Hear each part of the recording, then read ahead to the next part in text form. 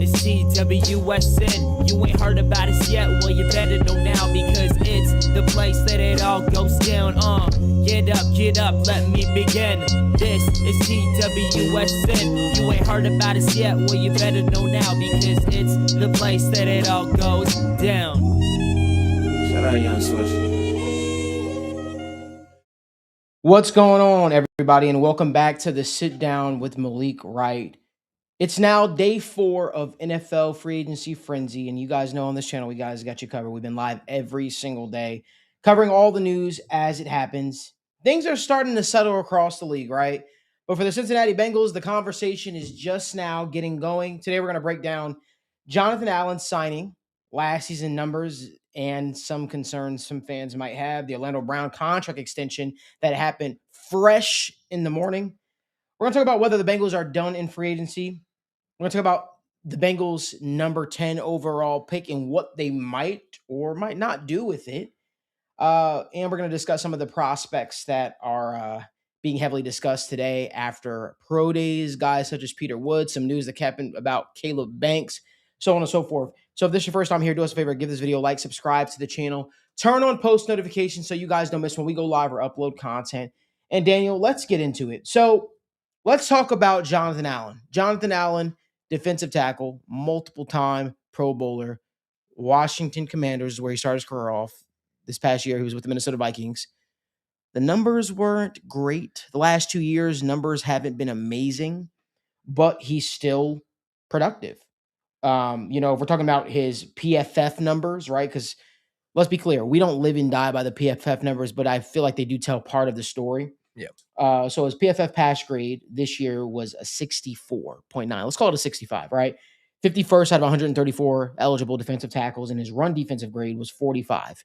That's 102 out of 134 eligible defensive tackles. So the question becomes whether the decline was regression or simply a result of Washington or Minnesota's defensive structure, right? I feel like that's been a conversation I've seen going on the Twitter world, talking about how defensive tackles don't usually dominate in a Brian Flores-led scheme. And I could go for that if it wasn't just in Minnesota, right? But we saw this also with the Washington Commanders. So Cincinnati's betting that within, a better, rotation and scheme, Allen can, return to form. So I want to talk to you about this, Daniel. What are your thoughts on the Bengals signing of Jonathan Allen? Let's discuss production versus reality. Daniel, give me your thoughts. Yeah, for sure, man. And once again, welcome to everybody, especially our members. I mean, I see immediately we got Nick up in here. We appreciate you guys for tuning in. First things first, they made a move, right? That's what everybody wanted. You want to see them be active, and this was a higher level signing, I would say, right? They broke out a little bit of cheddar for this one, at least, $14 million per year. It seems like. I've got mixed emotions on this, right? The biggest, gripe I see with Bengals fans is the price tag, right? You're paying $14 million for the first year, and the first thing I want to say is you're not locking this guy into a 3-year contract. You're not locking this guy into a 4-year contract. So the fact that this was a 2-year contract, we don't know the full, financials. I'm cool with it, right? I think that what Jonathan Allen provides and where I see the biggest value with him is this is a guy, especially this past year, he was playing a lot of snaps, Malik. He was playing at least 40 to 45 snaps per game. This guy was on the field, early downs, pass rushing downs, and he has the upside that respectfully guys on the Bengals don't really have right now. BJ Hill is a fine pass rusher. He has his moments. But the Bengals have been looking for juice in the pass rushing column. And I think the biggest value for me that I see with Jonathan Allen, this guy is a veteran. This guy is a pros pro. This guy's been in the league for 8+ years. This is a guy who has played at the highest of levels. He is the most accomplished defensive line on the Bengals defensive line right now. And that is a fact. So I look at Jonathan Allen and the upside. That's what it is. It's a veteran. It's a captain. And that's something this Bengals team sorely lacked, right?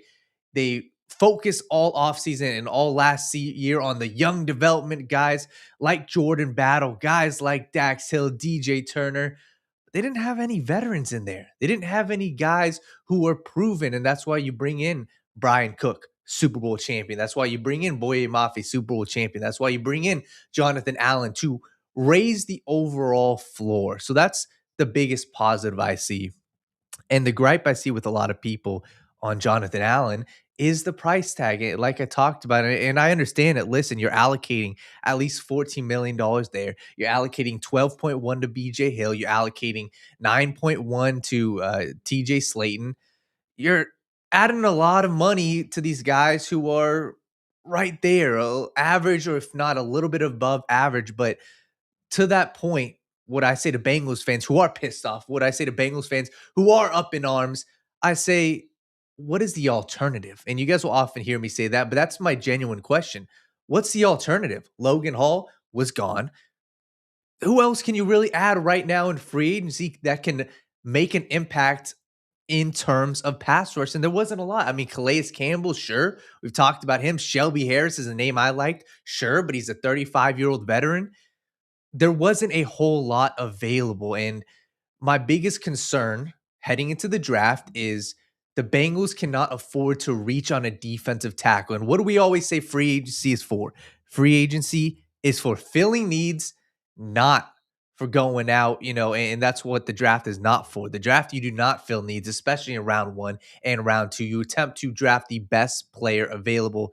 And I think that's what Jonathan Allen can give you. So all around, I think that, and even Maisha, since he said, do you think it's up to 14 million with incentives? We'll have to wait till the details come out. But most times when it comes to these contracts, the reported price at first is probably on the higher end. When they say that 28 million 2-year deal, most of the time it never gets to that. So I understand why people are up in arms, but like I said, my biggest counterpoint to that is what is your alternative? And I think that this Bengals defensive line room, you've got 2 veterans now, BJ Hill, at the 3-tech spot, BJ Hill, Jonathan Allen. Hopefully a guy like Chris Jenkins can learn from those guys. And that's pretty much where I'm at with Jonathan Allen. Yeah, I mean, I think a few years ago, we would all be salivating over this move. I remember a couple years ago, it was funny enough, my good buddy Jared, he posted the clip of Jonathan Allen being angry after a Washington Commanders game they had lost. And I remember when the chatter first started then about, hey, can we, can we potentially trade for this guy because he seems disgruntled? Will the Commanders be willing to part ways with him? Fast forward a few years later, we're not too excited about that. This is a 31-year-old pass rusher who I still believe has juice in the tank. When you turn on the film from last year, the stats might not have jumped off the charts, but he's still a disruptor. He's not the Jonathan Allen that he was his first 5 years in the league. He's not that anymore. But I still think he's better than what the Bengals have right now. What they needed more than anything is a disruptor. They needed a guy that could push the pocket. They needed a guy that could provide stress on opposing offensive lines, right? Because we weren't getting that pressure up the middle. One of the things that Jonathan Allen, I would say, really is, outside of a guy that could cause chaos, he's really strong. He's extremely strong. He's a guy that could push an offensive guard back into the pocket of a quarterback and really allow the edge rushers to tee off, right? You look at what he was able to do in Minnesota and look at the season Jonathan Grenard just had. So I look at what could he do for guys like Boye Mafe? What could he do for guys like Myles Murphy? What could he do for guys like Shamar Stewart with him being a disruptor? I don't need him to light up the stat sheet. I just need him to be productive and be the guy that he was in Minnesota to a degree. A guy that causes quarterbacks to run off their spots. We know that he's not going to probably play every single snap. But to me, I feel like he's better. I really believe that he is better than BJ Hill. I believe that wholeheartedly. And I think that he can offer more. We'll see if the stat line improves. We'll figure out if it increases. But I feel that I feel like Jonathan Allen has more juice in the tank, Daniel. That's what I come away with this move feeling. It's funny, we talked about him last night on State of the Jungle. I try not to let my Alabama bias creep in, obviously. I wanted Jonathan Allen in Bengals uniform for a very, very long time. But I also recognize that he's not the same player that he once was.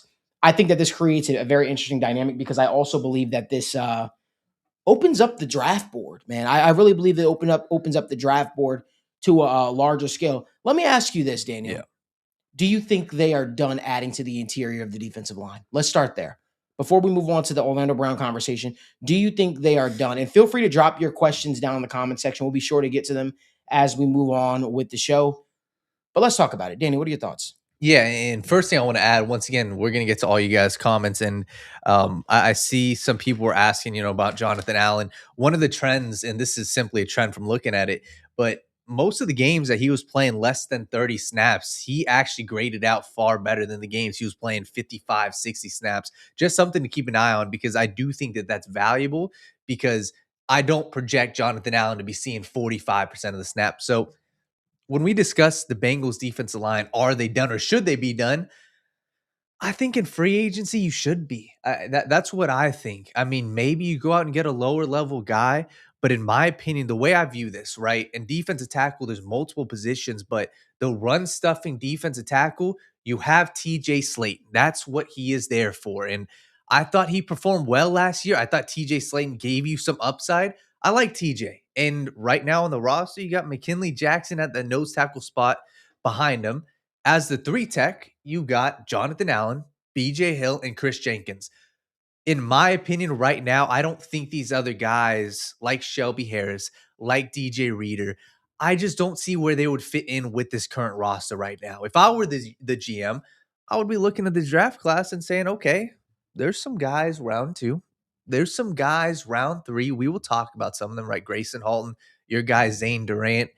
I would be looking to attack it in the draft if I really felt the need, right? I would be looking and saying, hey, maybe McKinley Jackson hasn't worked out. Let me go attack a guy in the draft that truly gives me an upside. But when you look at the names that are still available, it really doesn't do much for me. And I understand the DJ Reader conversation.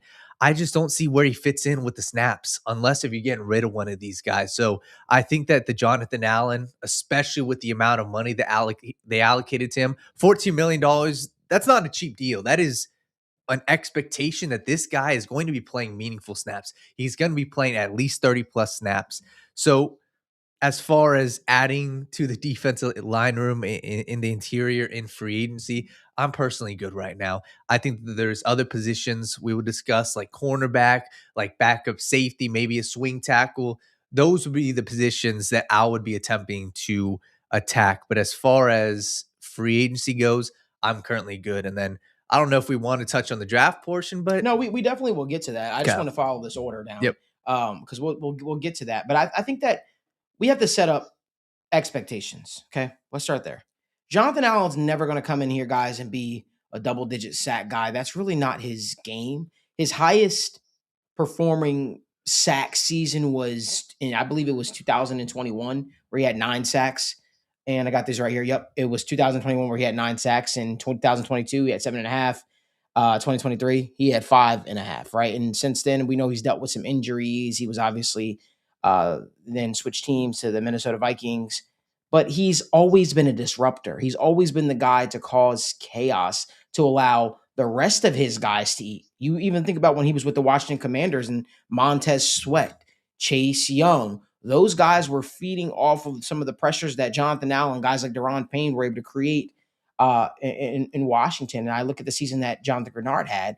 And now certainly it wasn't just Jonathan Allen. It was Javon Hargrave. It was Jonathan Allen. It was the pressure they were able to cause up the middle. So while they weren't jumping off the charts from a stat standpoint, they were still a guy they were able to come in and do their job and push the pocket back. Listen, I believe that G. Hellman, you said it best. His job is to demand attention and free up others. And that's what you hope for.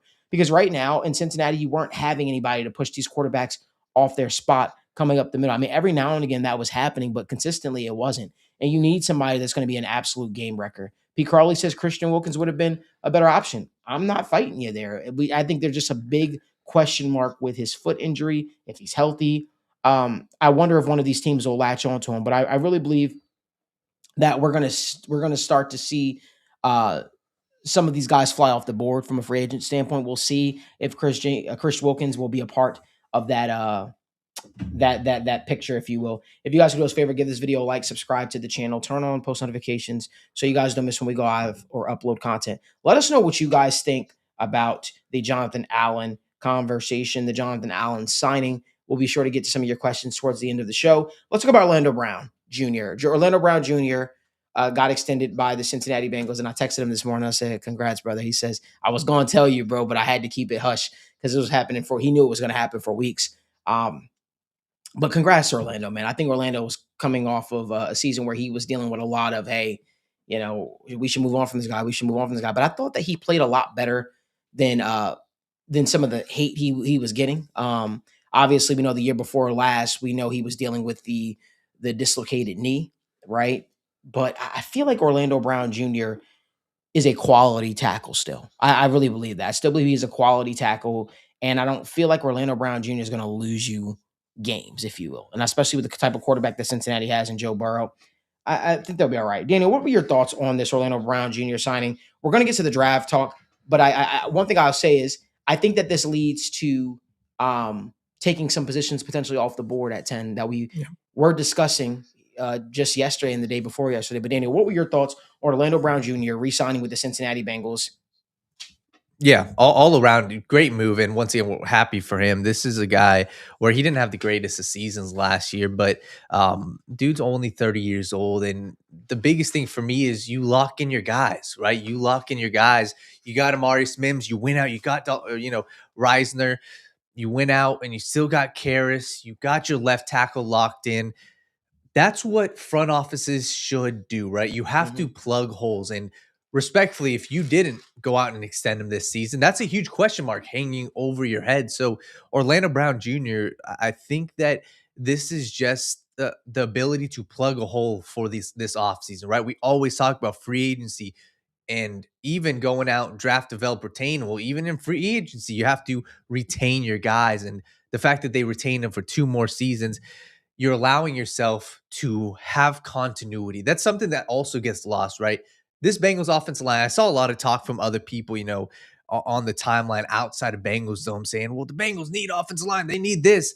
Clearly, they haven't watched the Bengals because the offensive line of the Bengals was one of the better units in the entire NFL this season, right?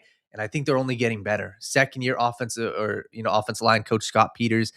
The fact that he has continuity is such a huge thing. And I think you would be hurting yourself if you didn't go out and extend him. So shout out to Orlando Brown Jr. I think that this was a great move. And as you said, the focal point as well for me, you got to mark that off of your draft needs in round 1, especially. There would be guys that I personally like, potentially, Spencer Fanu. You got the guy from Georgia, his former teammate, Monroe Freeling.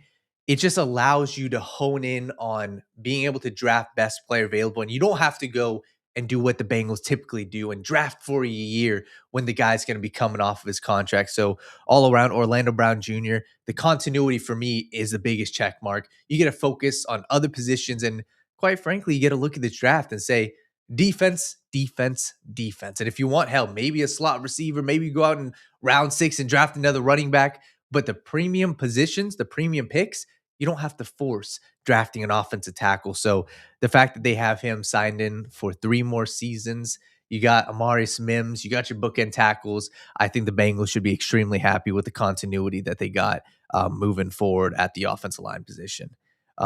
We had a super chat from 513 Art Dog. We appreciate you, man. First time he did it. My man. He said, miss out on Caden and Leo is a big miss. Yeah, I think that the point I'll make to that is those guys were kind of the last of the bunch when it comes to linebackers, the last of the bunch that can play on that defensive line. And that was something that Al Golden talked about, how Demetrius Knight as a rookie played there and you put him probably in a position too early.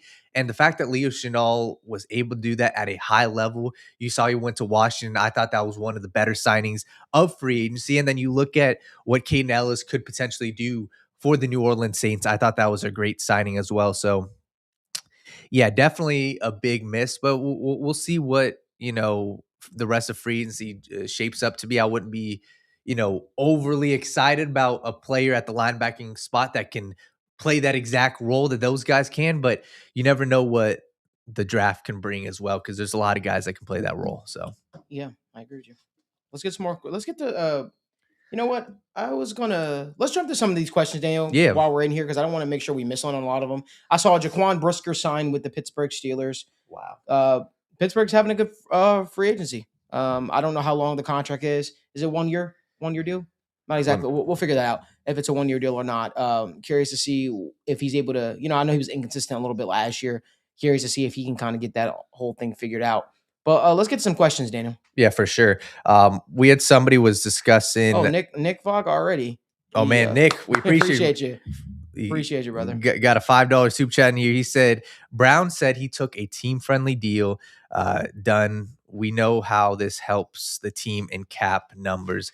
If he took a team-friendly deal, man, we appreciate him, and he's a great guy. And I think at the end of the day, whatever the price was, first off, hopefully he got what he was worth. And he said something very interesting today during his press conference. I feel like Orlando is one of the most well put together guys when it comes to being in front of the media. He's very, very savvy. He knows what to say. He knows when to say it. He's sometimes unfiltered. Sometimes he is filtered. But one of the big things he said is he talked about how he wanted to be here in Cincinnati. He talked about how, if it was another place, he probably would have used an agent. But because he wanted to make sure and ensure that he got this deal done with the Bengals, he negotiated the deal by himself. And that's something he was very, very proud about. And I take that as a guy who understands that agents can sometimes have their own prerogative, wanting to get paid, and they kind of hold up the process. But Orlando wanted to make it very clear. He wanted to be here in Cincinnati. He wanted to be at a place that respected him, allowed him to play the left tackle position, and allowed him to play the left tackle position at a very, very high level at points. And, he believes he can get back to that. He thinks he will get back to that. He believes in the overall vision of the team. This is not a guy that, again, is being taken advantage of or anything like that. This is a guy that he's played with Lamar Jackson. He's played with Patrick Mahomes. Now he's played with Joe Burrow. And he's like, you know what? I want to make sure I'm here for the foreseeable future. So Orlando Brown Jr. is under contract for the next 3 years. Mm-hmm. And he made it happen. He made it happen because he said, you know what? Cincinnati is a special place. He kept saying that. He kept talking about how the fan base embraced him, how the organization embraced him, how the Brown family embraced him. So, you get those players. I think Cincinnati may have learned from the Andrew Whitworth thing, man. And we'll see what happens with that. We've got 2 more super chats in here, man. One of them is from our guy, Pete Crawley. Appreciate the $5 super chat, my man. He says, how nasty is it Allen's making as much as Devin Lloyd? Also, does this move take an early round defensive tackle off the table? So, Pete Crawley, we're actually going to get to that. So I don't mean to just go past your question. This is a big, big topic that we have on the slate here. I don't know if it's nasty per se. I think this should tell you that Jonathan Allen probably had a market. He had teams that were interested. For the Bengals to make sure that they landed at Jonathan Allen. Some people don't believe Jonathan Allen is falling off a cliff. Some people feel like he has more left in the tank. He has more juice. And I've got to think teams have saw that. And they're like, hey, we want to go after this guy. Obviously, I'll have more when we go live tomorrow because this is all kind of still fresh and happening. And, the day is still going on. But I feel like Jonathan Allen had to have a market in which people were willing to dive into those waters to make the Bengals go out and say, you know what, let's do that. I want to get to another super chat that we got here. Sean Cruda, appreciate you. 4043, $5 super chat. Appreciate you, brother. Thank you so much. He says, I know it won't happen, but my idea for linebacker is trade for Pete Werner. He's young, affordable, familiar with Bengals' current linebackers coach. I love Pete Werner. Daniel, what are your thoughts on him? Yeah, man. First off, once again, man, we appreciate the super chat. He said, the Pete Werner thing. To be honest with you, great pull, former Ohio State Buckeye, actually. What I hate to dump a little cold water on that, but I think that the Saints probably love him a lot, man. He is a fantastic linebacker. And to be honest, I know that they have Danny Stutzman, but he's under contract for the next 2 seasons. I think that personally that they're locking him in. I think that there's a reason why they went out, they got Caden Ellis. I think it is to pair him with Pete Werner. And I think the fact that that's a team that went out, they lost some guys, right? Demario Davis. I throw a little cold water on him, but I think that the Saints would probably be a little bit reluctant to trade him because he's young. And at the same time, you look at these guys around the league, guys like Jordan Brooks, for example, right? The Miami Dolphins, he is a fantastic linebacker. The Miami Dolphins ain't getting rid of him. And I think the Saints honestly would be foolish too, but I agree with you. He would be a perfect fit. And he's actually one of my favorite linebackers. Man, we have another one. Shout out to Lionel Ride, man. We appreciate you. $10 super chat. I can't quite see the comment. I'll get back to his in a second. But we had Joshua Cornwell, another one, $5 super chat. We appreciate you. He said, I may be in the minority, but I believe that Shamar can make a huge step this year. It seemed like watching him, he was doubled a lot. Am I crazy? You talked about it on the show, the other day. Shamar's going to have to. And I think he's a guy where he's being set up for success right now. You are, looking at a team that's adding to the defensive line to help him out respectfully, right? Boye Mafe, you bring him in. You got Miles Murphy, who's a fantastic run defender. You bring in Jonathan Allen. And one of the things you pointed out, Malik, that I thought was really key. And if you look at the final 3 games of Shamar season last year, he played most of his snaps from the 3-tech position. And the ability to move around, I think this could set up for a really big year. Maybe not going out having 10 plus sacks, but you just want to see some development. And you want to see flashes and signs of him being a game wrecker. So, Joshua, I completely agree with you. They're going to need him to take a step up. And I think that this defensive line is really setting up to where he doesn't have to be the superstar right away. But if he can come in and wreak havoc, I think that he's obviously got the size and the God-given ability to. So we'll see what he can do in the offseason to put in the work. We had another super chat from Keegan Hamlin. Keegan, we appreciate you. Thank you. $4.99. He said, how would you guys feel about Shaq Thompson or Matt Milano? I like Shaq Thompson. Shaq Thompson has played and has produced everywhere he's been. He's a guy that was with the Panthers. He was with the Bills this past year. He's a guy that's always progressed. I'm sorry, not progressed. He's a guy that's always contributed.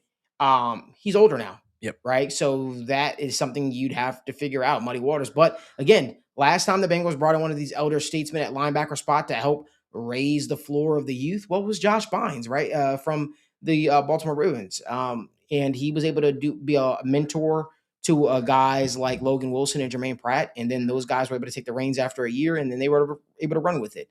You obviously want to bring somebody in here that's still capable, right? And, this is sort of the thing that we want to talk about here. I think there are some valuable names to still discuss, guys like Bobby Okereke, possibly. And we'll jump into that. But I do believe that this is definitely an interesting line of free agents that are still available at the Bengals' disposal. We'll see if they dive into those waters. Bobby Okereke is not coming off the great season. He was okay. He was whatever. But I still believe that some of his best football could be ahead of him, right? The entire Giants defense wasn't crushing it outside of the defensive line. So we got to see exactly what happens there. We got to see what happens there. Let's get to another question. I know we had a couple more super chats. I want to make sure we get to them. Man, you guys are killing it. We appreciate you guys. Seriously. Let me get to Lionel Wright. His question's popping up now. I see it was a $10 super chat. He said, let's get Jacob Rodriguez. He's talking about the draft.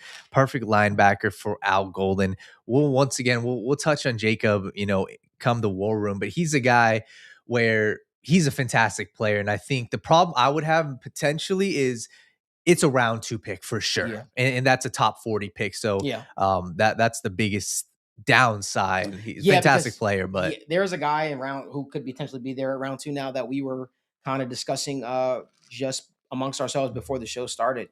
And it's going to be interesting. So let's do this. Drop down in the comment section a free agent that is still available that you'd like to see the Bengals potentially add, right? We've heard people talk about popular names, guys like DJ Reader. We've heard people talk about Matt Milano, so on and so forth. Let us know down in the comment section who you guys would still like to see the Bengals add. Let's talk about it, though. Dan, I have a question for you and for the sit-down community really quickly. Pick 10. Pick 10 for the Cincinnati Bengals. You got to think now, because of the move of Boye Mafe, Brian Cook, and now obviously Jonathan Allen. I understand he's an old elder statesman, but the Bengals are not beholden to any certain position now at pick 10. So my question to you is, do you think pick 10 could potentially be on the table for a potential trade? Because let's be honest with you, the Bengals kind of shored up some positions that you think would be question marks or positions that you're like, hey, the Bengals are going to spend pick 10 on this. Give me your thoughts. I mean, first off, I love the draft. I think that the Bengals are in a tough spot when it comes to this draft, when it comes to pick 10.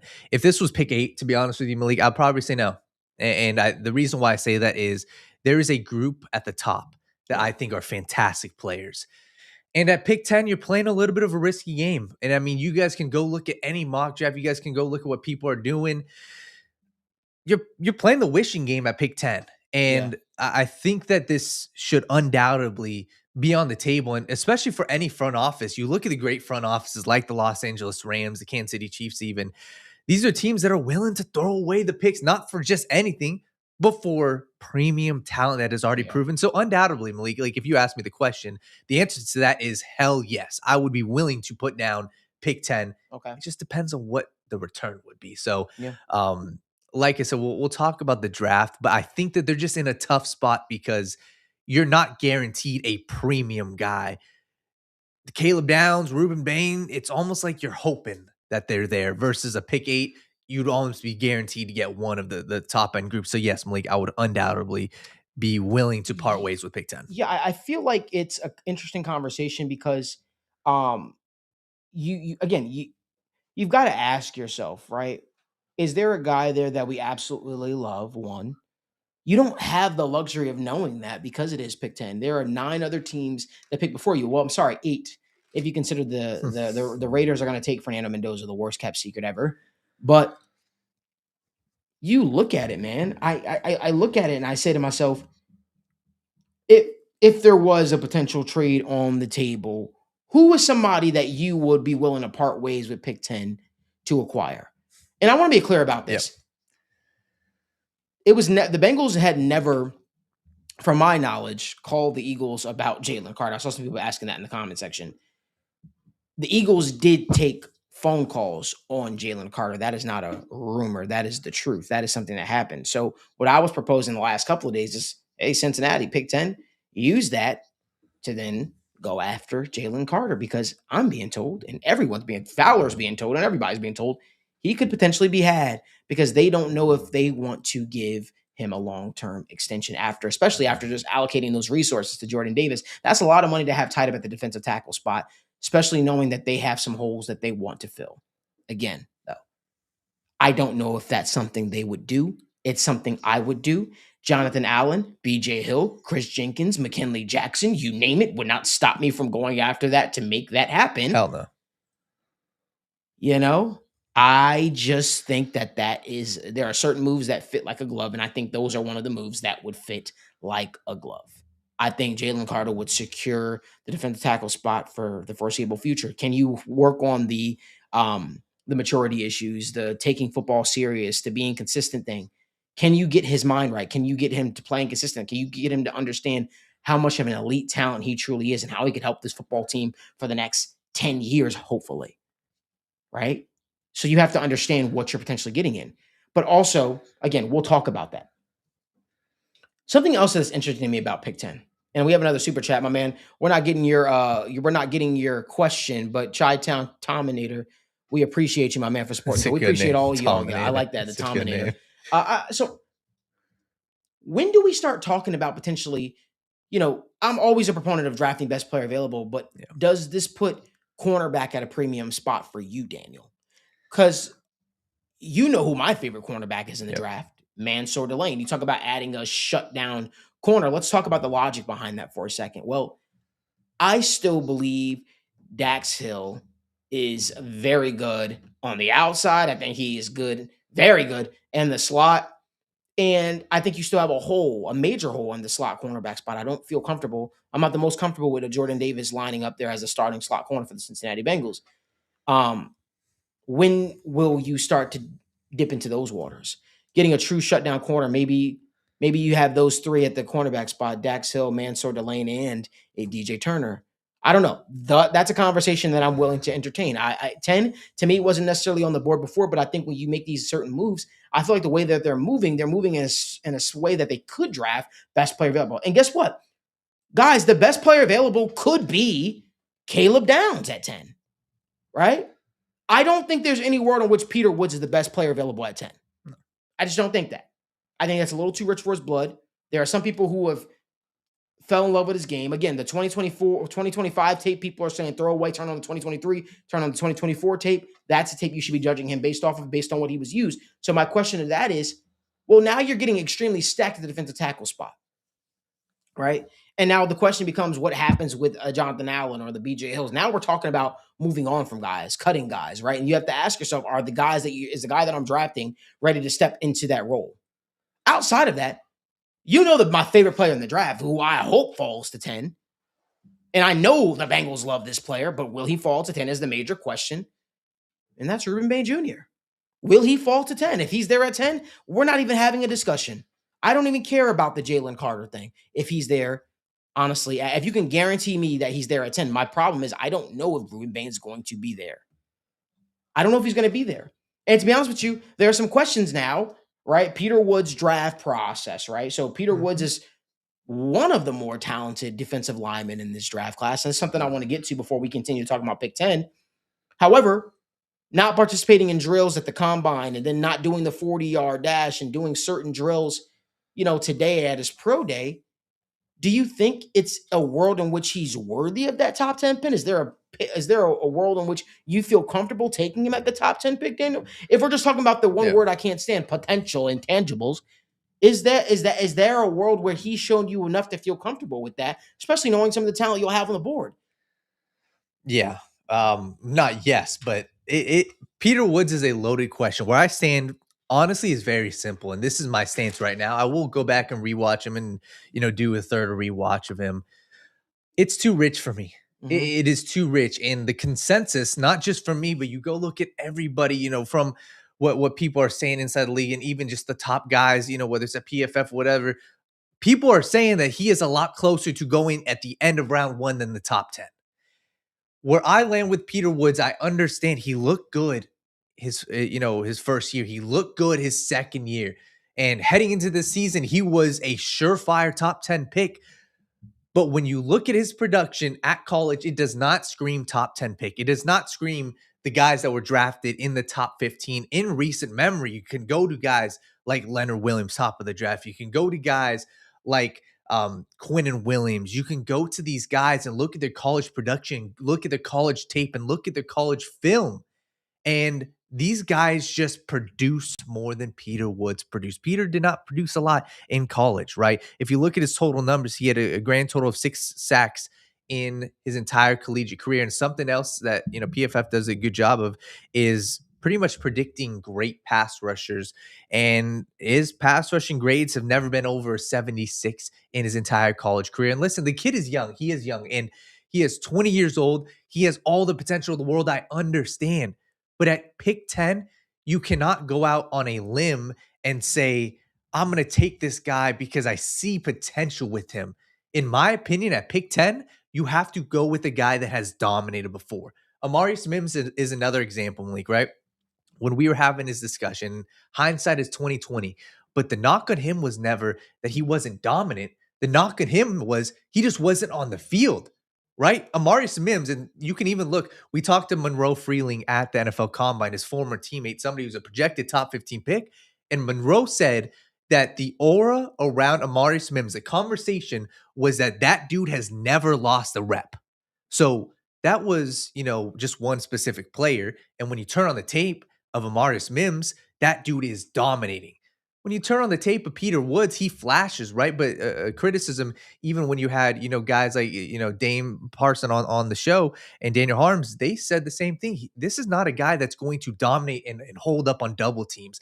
This is a guy who has the potential. He's great with his hands. He's shown quickness. He's shown an elite athletic profile at times, but has the consistency been there, and was the production in his final year there? It was not. So that's where I land with Peter Woods. I think that he has potential, yes, but Malik, at pick number 10, I'm good. It's too rich for me. And I think that the Bengals should not go into this draft looking for a guy just because they have a need there.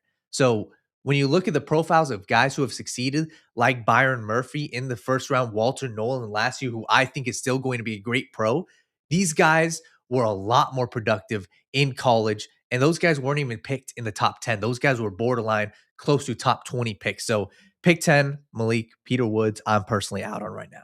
I hear you, man. Let's get to the super chat we got. Yep. So the super chat, once again, we appreciate you. This is another one from 513 Art Dog. He said, appreciate you, Art Dog. Appreciate you, man. Art Dog, great name. Downs with Cook, Battle, Hill, Turner and Davis, top 10 secondary, just need more pressure to the quarterback. Can you say pick 6 to the house? Basically, obviously he's asking about Caleb Downs. I do think that he is a surefire pick at pick 10. I think that he gives you the consistency. I think he gives you the profile. Maybe it's not a premium position, but everything I've seen from him is a pro's pro. This guy went to Alabama as a freshman, dominated past 2 years, biggest games in the biggest moments. And don't just take this from me. This is also something that the Bengals value. They value guys who have played in big time games in the playoffs. And that's what Caleb Downs has done, right? This is a guy who has been praised by his teammates. Jeremiah Smith, everybody's favorite wide receiver, said the smartest football mind I've ever met is that guy, Caleb Downs. This guy is somebody, once again, maybe you don't have to believe in it, but NFL bloodline. This guy eats, sleeps, and breathes football. I do think that if he's there, he should undoubtedly be in the conversation. I just don't know if he's going to be there, Malik. That's the part that really kills me. Who, Caleb Downs, you're saying? Yeah. But who's going to take him? I think the Giants could. I think the Commanders could, and I think the Chiefs could. Well, if we're talking about those, then Ruben Bain's there. Could be there. I agree. Because, I mean, the Titans, it seems like the Titans are leaning towards Jeremiah Love, F4. And some people might think that's a dumb decision, but what are we talking about? I mean, like, if that's you're guaranteed to get a premium talent because thank God there's an otherworldly player, right, in the top 10. You got the Fernando Mendoza, obviously. Okay, so that leaves you to 8 teams. Then you have Jeremiah Love. That leaves you to 7 teams.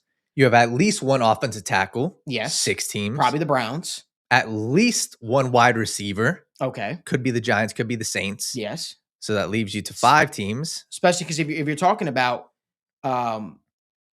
if you're talking about the Giants drafting a wide receiver because they're uncomfortable in the waters of, obviously Malik Neighbors coming back from his injury, maybe they want to get another second receiver down there. You're guaranteed Arvell Reese to go inside the top, I think 5. You're guaranteed, right? You're guaranteed those things to happen. So where do you land with that? Is that's why I'm saying you're probably more than likely going to get a premium talent at pick 10. And pick 10 is not about, again, it's about drafting the best player available. That's what that's about. If you're picking at 25 and all this stuff like that, sure, you should still kind of draft the best player available, but you're also tailoring that towards a potential need because that potential need might not be there next round. I mean, not need. That player might not be there next round, and still you might have a glaring hole to fill. You know what I mean? So you might have to draft that guy earlier. So again, these are real conversations that we should be having. These are real. This is a real conversation, man. We also don't know what's going to happen with Ty Simpson, right? That seems like to be a wild card. I don't know if he gets drafted early. At this point, I've kind of heard conversations kind of seem like they're going away from him. But some of the guys that we're talking about here are very realistic, man. I think your fear is there isn't going to be a premium talent there worth it. No. And I am of the belief, I just hope that they don't overthink this thing and shoot themselves in the foot. Because what the moves they made, it isn't like Jonathan Allen is a long-term fix for the next 5-10 years, right? He's already going into his 10th season this upcoming year. Mm-hmm. Or he was drafted 2017. Yeah, right? So he'll be going into his 9th year, right? 9th. I make sure somebody correct me on that. Yep. Anyway, the point I'm trying to make is the moves you've made, you've put yourself in a position that you don't have to pigeonhole yourself when it comes to the draft. You secured the safety spot. You secured the defensive tackle spot for elite. So you can put those things off for a year. You can secure the edge spot. So you truly could go best player available. The best player available might be an edge. The best player available might be a safety. The best player available might be, right, a tackle. But at that point, you don't want to draft the position of a player that's going to sit for a year and kind of say, hey, mature, grow, learn, sit. And then we'll just throw you into the fire the following year where you have no game reps. It's so hard to get a tackle acclimated. That's why I don't think offensive tackle is probably reasonable because it's so hard to get a tackle acclimated, in real life game reps throughout the year. That means you're anticipating somebody to get hurt. You're anticipating somebody to miss games. And at that point, if that doesn't happen, well, then it's a rookie year wasted. Yeah, totally. And once again, one of the super chats, we'll get to his in a second. We did not miss yours. We'll get to yours in a second. But I agree with you. It's as simple as offensive line, especially for what the Bengals have done. Offensive line is off the board, in my opinion, round one. The Bengals would not have re-signed Orlando Brown, in my opinion, if they were looking to take now, one to be in that round being one. clear, they're going to get a tackle at some point, whether that's free agency or the draft. And that, but probably that guy's a swing tackle, a guy that could float between in case you would deal with an injury. You kind of deal with those waters. But continue. Sorry. No, you're good, because at the end of the day, best player available, I think, and what you mentioned, I thought was great. Right, the top of the guys, all you need, everything we listed, it's almost a surefire lock. I think you just need one other tackle to go above, and you will have your pick of one of Bain or that massive group of guys. Because, like I said, offensive line, Monroe Freeling could be there, Francis could be there. Those are two guys I like, but you're not taking them because where are they going to play? And at the same time, you're neglecting your defense, which is a major need. I do have a question for you, though. Let's hear it. What do you do, though, if Ruben Bain is there at 10? Like, you draft him. You take him. You take him. But what that defensive line becomes scary, man. Because then what happens? Do you use Boye Mafe more in a stand-up? Because he has the ability to obviously drop back and pass coverage too. It's not where you want to use him, right? He's not the edge rusher that's going to have his hand in dirt. His eye is going to sort of be standing up in that, standing up in his stance, if you will, rushing the passer. What do you do then? Because now you have a bunch of guys. You don't want to stunt the growth of Miles Murphy still. Well, I'm just being real. But Shamar Stewart, Boye Mafe. The tough part about that is you're gonna. It's the same conversation for the folks that want them to trade for Max Crosby. Yes, but when I look at it, if you take Bain, you're basically saying, number one, Shamar is your ace that you're moving around. Yeah. I hate to say it, but you're probably looking at one of two not being on your roster in 2 years, and that's Miles Murphy or an early Boye Mafe cut, because I don't see a world where you keep all those guys, right? And I think it's a great problem because you have Ruben Bain, I think, steps in and can be fantastic. You have Boye Mafe, you have Miles Murphy. I think that Miles Murphy would be the odd man out, because at that point, Boye, Shamar Stewart hopefully would. Miles Murphy can go out there and theoretically just outplay Boye Mafe, though. What if he does that? And I agree. And that's where it is a great problem to have. Because here's the thing about the difference between those. Listen, we all know Boye Mafe did not translate to sacks this year a lot, but a large part of that was due to his role decreased. Yep. Miles Murphy was getting the snaps, and the dude's numbers were trending upwards. He's gotten better. He got better as the season went on. Pressure after pressure after pressure. I don't want to take that off the field. I like what I saw potentially. And so, like, if you're saying Boye Mafe is a depth piece, well, that's a hell of an expensive depth piece for a Cam Sample, Joseph Osai replacement. And I don't know if I'm willing to deal in those waters. I don't know if that, but again, it's a good problem to have on here, because if you're talking about raising the floor, that is what this does. This is what great teams do. Listen, you put yourself in a situation in which you draft best player available, and now guess what? You go out there. You continue to just mix and match on the defensive line. It's a very fascinating time. You create a very interesting dichotomy, I would say, at the defensive line position. I want to get to some of these super chats really quickly, Daniel. Yeah, man. We appreciate Nick once again, man. Nick, appreciate you. And we'll get to all these right now. He said, watching film, I would rather take Darrell Jackson Jr., good pool, out of Florida State in the later rounds than Peter Woods. What I will say to Jackson is this is a guy who's been on the radar a couple years. He was on the radar last year before he came back. I wouldn't hate it, because you're playing the game of round one versus round three. That's my opinion, right? Darrell Jackson's not a guy that's going to go early round two. And if we're having that conversation, I'm cool with it, because I do think that the reach on Peter Woods at round one at pick 10 may not outweigh the reach on Darrell Jackson in round three. So I like Darrell. This is a guy that's going to give you the size. I think that he plays a little bit too tall, but this is a guy who was productive. I think he was more productive 2 years ago than he was this season. But I'm a big fan of all around just adding to that defensive line room. And I think that round three could be a sweet spot for guys like Zane Durant and Darrell Jackson. So we'll definitely have more on him in our War Room episodes, which we are excited to talk about. Let me go back to our guys' super chat that he had earlier. I'm trying to find it, Riss, if you could pull that up. But I know he was asking about Jonathan Allen. He was saying, how the Minnesota Vikings potentially played him a little bit out of what him and Javon Hargrave were used to. I think the biggest thing to that for me is the fact that they just played him everywhere. They played him at left defensive end. They played him at right. They played him at edge literally a little bit. I think he can do all of that, but the fact that this guy was also playing 55 snaps, 45 snaps a game, I think that did him a disservice, especially at his age. So appreciate you, Joker Brian 316. Appreciate you. Badass name too. I like that. We appreciate you, man. He said, yep, how the Vikings misuse Allen. So we will see. I think that Allen is definitely going to be more productive than he was last year, but this is also a thing where you were watching. This is a guy who performed against the Bengals, and that's a typical thing that the Bengals do. It wasn't just this season. He had a couple of hurries against Burrow last year. So this is a guy who produced against the Bengals in a molly-whopping earlier this year against Jake Browning, and there were some clips that floated around on Twitter. I'm sure you guys saw. He played well against the Bengals, and he definitely had his spurts as a pass rusher. I don't hate the move. The biggest thing is the contract, and the end of the day, Malik, it's a 2-year contract. That's what I go back to. This is what we talk about. I'd rather them swing than not swing at all. Yep. Listen, it's like when people say about Ellie. Oh, Ellie swings too much, right? You rather him swing because guess what? Swing, you might hit. You stand pat and you don't even play ball at all. Well, you might just be sitting there with your in your hands. Let's get to the other super chat. Appreciate you again. Yes, sir. Oscar Sanchez, 199. We appreciate you, man. He said, Malik, Anthony Hill Jr. second round is the dream. Ooh. Yeah. On this point, I'll say one of the things at the combine, had a chance to talk to him. Great kid.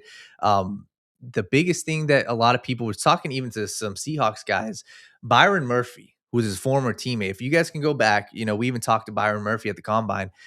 They asked him the question, and we were there when they asked him that. They said, who is the guy on Texas right now that is going to be a first-round pick next year? And obviously, he's his teammate, but out of all the guys, he said Anthony Jr., freshman. He said, that's the guy. That's the guy you guys need to pay attention to. And for me, I value that sometimes. It's not everything, but this is a younger guy. I don't know if he will be best player available in round 2. I think that there's a lot of conversation, but he is a guy in the NFL. I think he is going to be a very good pro. Mm-hmm. The question becomes, is he too green for the Bengals? Is he what they need at the linebacker spot round 2? But all around, Oscar, that's a great pool. I think Anthony Hill Jr., I think he's going to be a stud. I agree. I believe that as well. We got another super chat from our guy, Sean Cruda. Appreciate you, brother. He says, be prepared for the Bengals to take Woods or Falk over Bain or Downs. Also, to my earlier chat, Werner was mentioned as a trade candidate.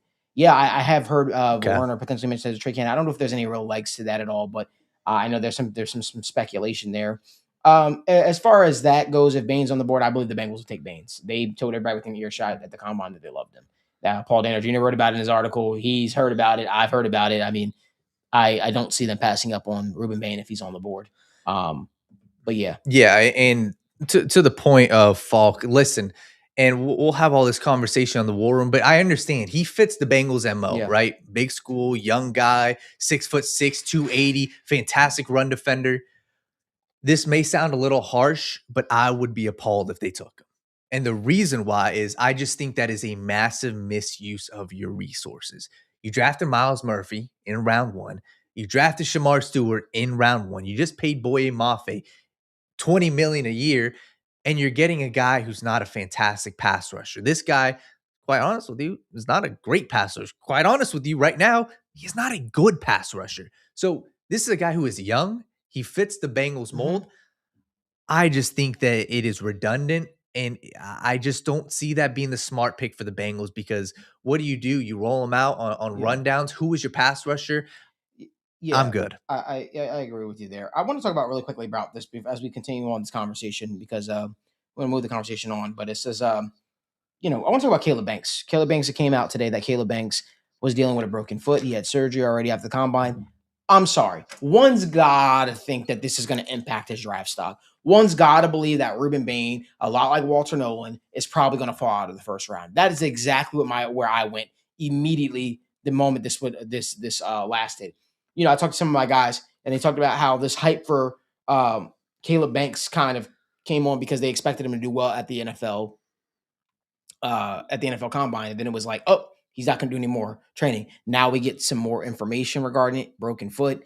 And obviously this is a little bit PR damage control that, hey, you know what? Caleb Banks is going to be fine. He's going to be great. Well, the team's got to believe that. Team's got to get him in there and actually believe that he's going to be fine and got to be great.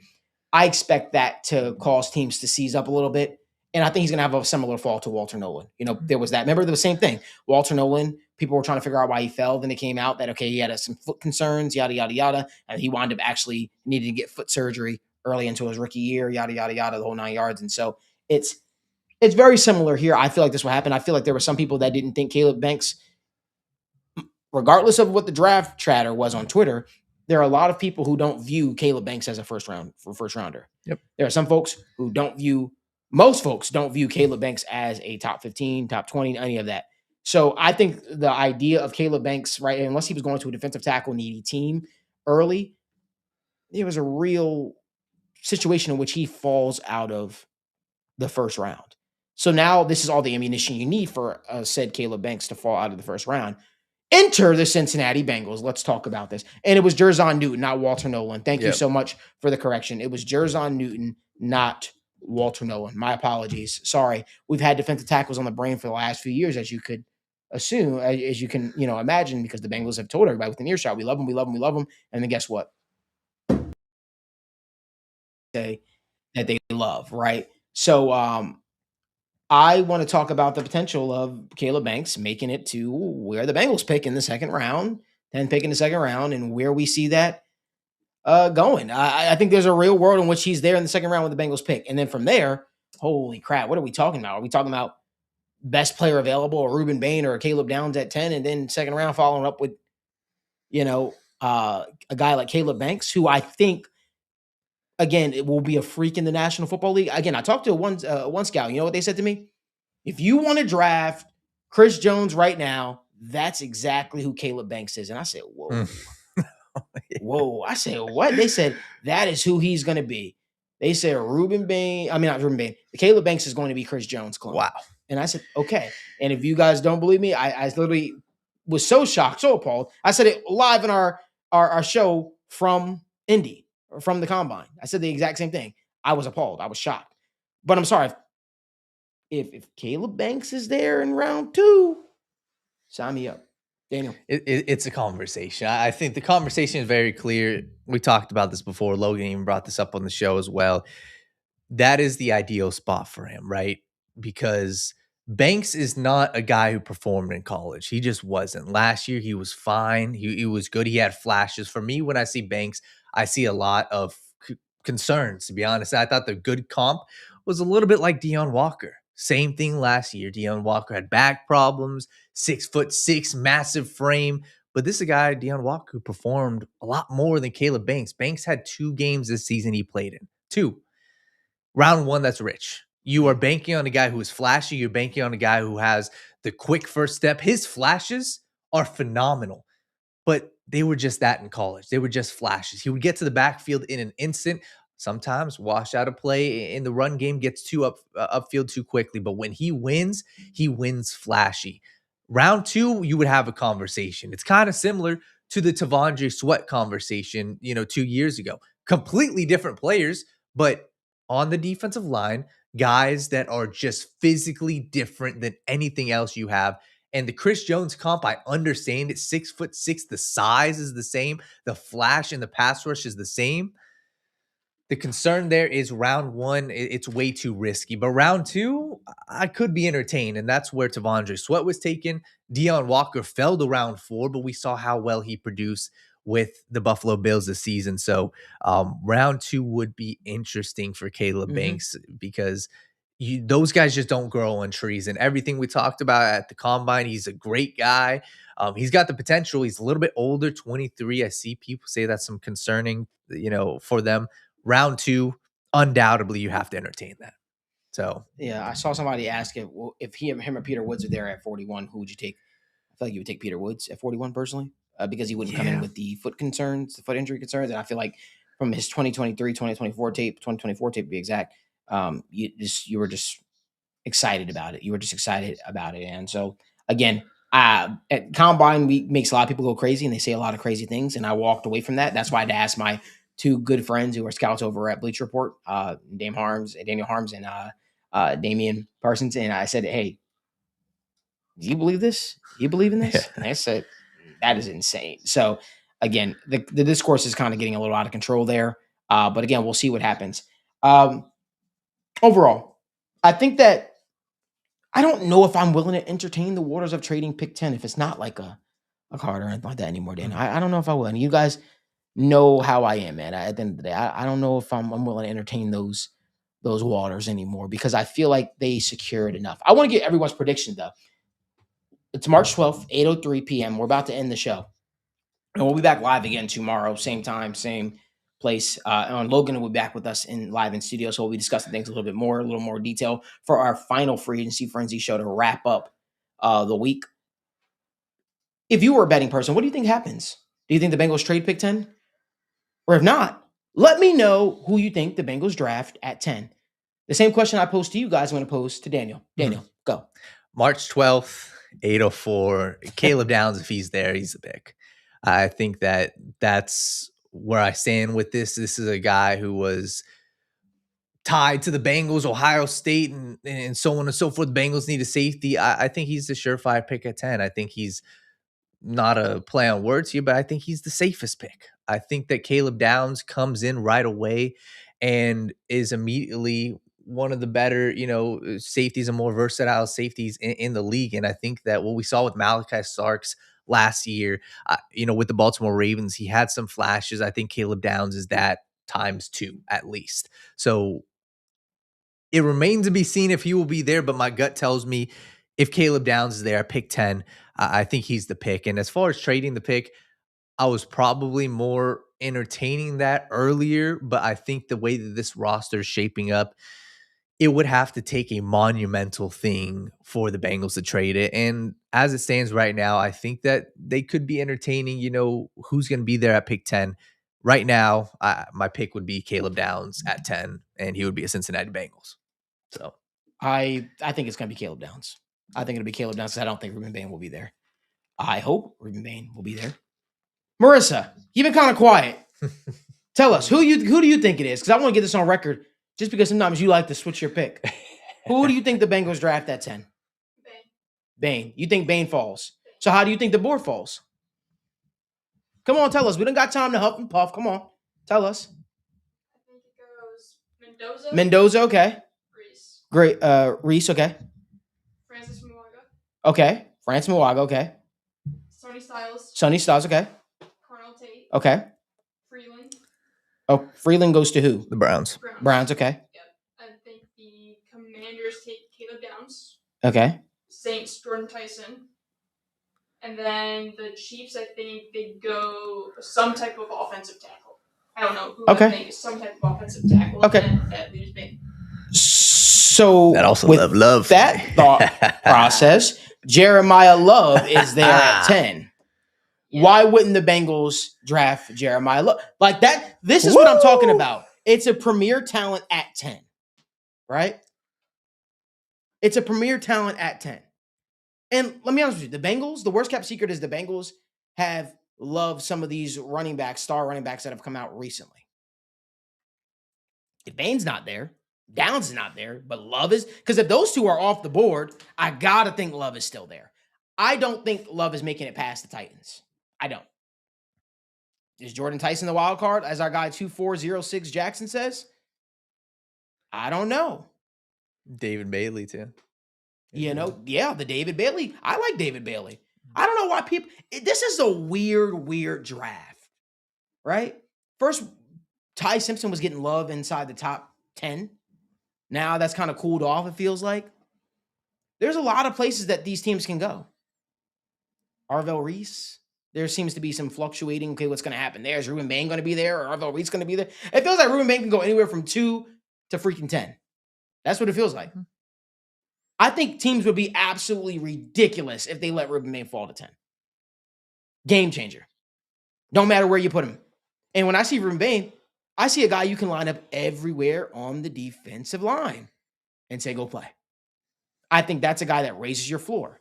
Somebody said Kenyon Sadiq out of the equation. I don't think the Bengals would draft the tight end in round 1. I just don't think they will. He could go top 10. He could go top, but not to the Bengals. No. Yeah, I'd be good off that. Crypt Keeper says 4532. By the way, we were talking last night after the show. We're like, man, he got a cool last name. He says tomorrow at the same right time at the same right place. Gentlemen, hi, Miss Marissa. Man, the GOAT. Appreciate y'all. First and foremost, let me just say this. This is my favorite week of the year. Sitting here, talking ball with you guys, talking NFL free agency, discussing everything with you guys. I love it. I get almost sad as the week comes to an end. It makes me think that maybe I need to go live a little bit more often than what I do. Mm-hmm. Maybe I will. Y'all let me know in the comment section if you guys want me to do that. If you are new here, make sure you guys subscribe to the channel. Please subscribe to the channel because we go live multiple times a week. Subscribe to the channel so you guys don't miss when we go live or upload content, And consider joining the Sit Down community. Memberships get exclusive content such as my UFC picks, my NBA picks, gave those out today, And I love what J-Man One Sin put in the comment section. He says, Kenyon to the Chiefs. That would be a good Travis Kelce replacement for when he finally decides to hang it up. I don't know if the Chiefs are going to draft a Ruben May. Who did the Chiefs pick up today? The Chiefs picked somebody up today. Cater Co? They picked up Cater Co. I thought they picked up another defensive lineman too. I think the Chiefs picked up a defensive lineman today too. I could be wrong, but Cater Co was a guy we talked about last night. Slot corner, a lot of potential. Man, I don't think the Chiefs go defensive line though. I don't think they signed any. They signed Tonga defense tackle before. That's what it was. Okay, man, I appreciate y'all, man. I appreciate y'all so much. Make sure you guys give this video a like. Like this video up. Like this video up. Like this video up. And make sure you guys keep it close because War Room will be coming back soon, where I sit down with my guys, right? Evan, Logan, Daniel, and we dissect what the Bengals should do at pick 10 and every other pick after that. It's a legit war room that you guys are a part of the conversation. We hope that you guys join us because War Room is going to be absolutely insane this year. I'm pumped up for it. I'm ready. I'm jazzed up. Mm-hmm. I'm ready to talk ball. I'm ready to cook these guys and stand on the table for my guy, Ruben Bain Jr. or Caleb Downs. I'm ready for it. I'm pumped up for it. And you never know who might be the surprise pick. I gave you guys a taste of who my cornerback is early that everybody should be talking about. Remember the last few years, Dwight McGlothern, people didn't believe me. Carrington Valentine, people didn't believe me. Bud Clark, believe me. Bud Clark is going to be a difference maker. If you want another guy to keep your eye on, who I think will be a difference maker in the National Football League, I got a name for you. Drumroll, Daniel. Stop drumroll, Daniel. It is Kamari Ramsey from USC. Start talking about him. Mm-hmm. Start talking about him. But if not, guess what? I like Bud Clark better than him. I think Bud Clark is a difference maker. I think you could put Bud Clark in that slot corner. I think you could play Bud Clark at free safety. I think you could play Bud Clark anywhere on your defense. And guess what? The guy is a walking turnover. So quarterbacks beware. Bud Clark's going to make a difference this year. And guess what? I'll save that. I'll save my spiel. I'll save all of that for War Room. But until then, listen, we'll be back tomorrow, 7 p.m. Eastern time to discuss the latest and greatest happening of NFL free agency frenzy. We'll see, will the Cincinnati Bengals pick up a damn linebacker finally? Or will they go into the draft needing a linebacker? Or will they do it? So again, free agency frenzy might be slowing down across the league, but the big question surrounding the Bengals roster remains this. Can Jonathan Allen bounce back? I want you guys to answer in the comment section. Are the Bengals finished making moves? Answer that in the comment section. And what will Cincinnati ultimately do with pick 10? If you're new here, make sure you subscribe. Consider joining our community. I'm Malik Wright. This has been The Sit Down. And remember, there's only one way you should be waking up or enjoying your dinner, coming home from work, talking ball with us, and that is the right way. We'll see you guys next time, which will be tomorrow at 7 p.m. This is TWSN.